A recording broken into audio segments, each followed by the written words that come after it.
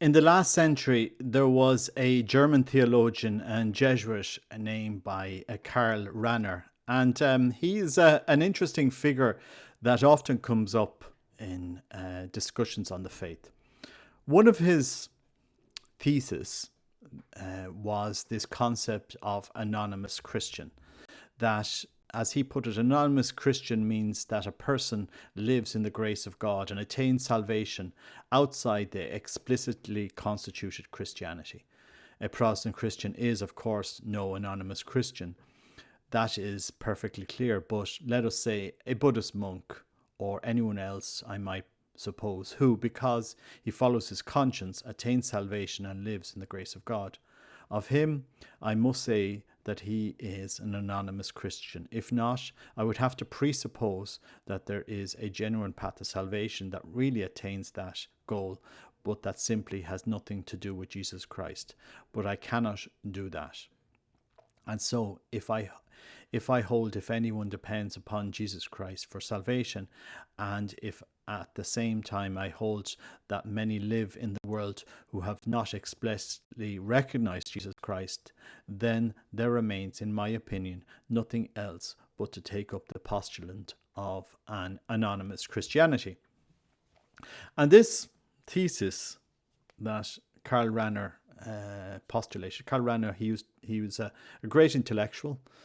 He used to be a kind of a disciple of Heidegger, Martin Heidegger, a great philosopher, and kind of while Heidegger was a philosopher, Karl Rahner took much of this Heidegger philosophy and tried to bring it into his theological teachings. And let's face it, Karl Rahner's work is so vast that you cannot just say point one at one postulant and say that this is the downfall of his theological structure. But in a way it is. In a way it is. This notion of anonymous Christian that crept into the church after the council destroyed the missionary work of the church. Really, let's face it, destroyed the missionary impulse of the church. Now, why am I talking about Karl Rahner? I mean, he has been debated ad nauseum. Let's face it, in the church, he has been debated ad nauseum because in Maynooth University in Ireland, right, they have launched a Karl Rahner, the Theological Foundations of Synodality. And I'm not here to kind of bash Karl Rahner in a sense, saying, because I do believe that he loved the church, but he was severely handicapped in his theological approach. Sincerely. I mean, he started with good intentions, but maybe he definitely didn't finish on the right foot. I'm just going to read you through some of the discussion points on this course in Karl Rahner and the Theological Foundations of Synodality. The module aims. The aim of the course is to read, discuss and understand a section of text from Karl Rahner's oeuvre that have a direct bearing on understanding of synodality. It will explore issues such as the common priesthood of the faithful, the democratic impulse, the sense of the faith, sensus fidei, gender, women in the church, etc., with a view to contributing to discussions on faith and culture in contemporary fundamental theology. And an auxiliary and optional aim is to prepare an article for possible publication in a theological journal. And the indicative syllabus. The course will explore several significant contributions from Karl Rahner that might serve as the theological foundations to synodality. Through a confrontation with a series of texts from the breadth of Rahner's works, students will be introduced to key terms, issues, and arguments that will include church renewal, community structure, states of religious life, declericalization, intercalism, church leadership, decision-making, intellectual integrity, the individual and the institution, freedom of and constrained responsibility and commitment. And then they list a long biography, indicative biography that we need to study. So this is the course. Put a link to it below, being offered in our in Maynooth College in Ireland, and I just thought it was interesting. Now, if we're going to dig up Karl Rahner to try and shoehorn in synodality, for me, this is the death rattle of modernism. Sincerely, this is the death rattle of modernism, that we're trying to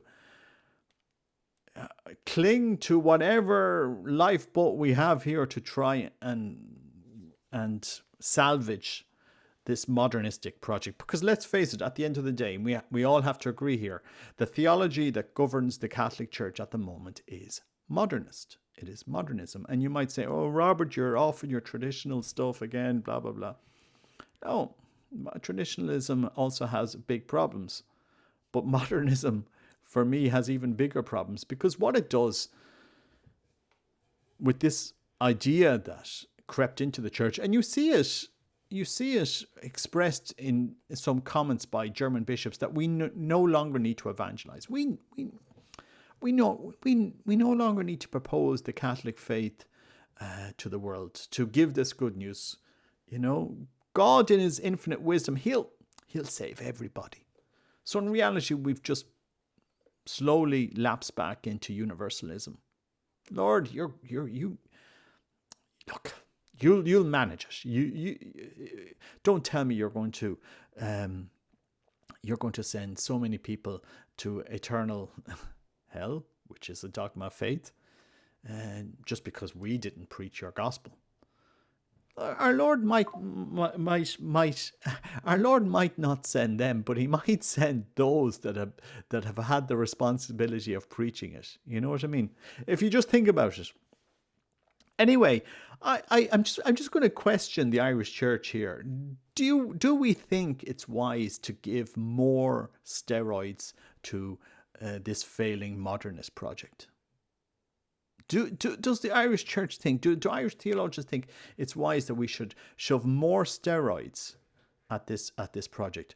Or are we missing a beat here, that we need to go back to basics and speak from experience? Was Karl Rahner really a prophetic voice in the last century? Like, was he one of the great prophetic voices? No, not in my opinion. That his work has great insights. It does. We can't just, completely rule out everything he wrote. Some of it has great insights, but on a whole, it's flawed. His project is flawed, and it has had a catastrophic impact on the church. The encounter with Christ is truly amazing. What Christ is trying to do in our spiritual life is truly amazing. And the yeast that comes from the gospel transforms lives, societies, communities. Karl Rahner so wanted, the beauty of Christianity to be found in our societies. I mean, you just read through some of his works, you can see it there. But that comes from a process of conversion. It comes from preaching the gospel. Or do we think we are more enlightened than the apostles?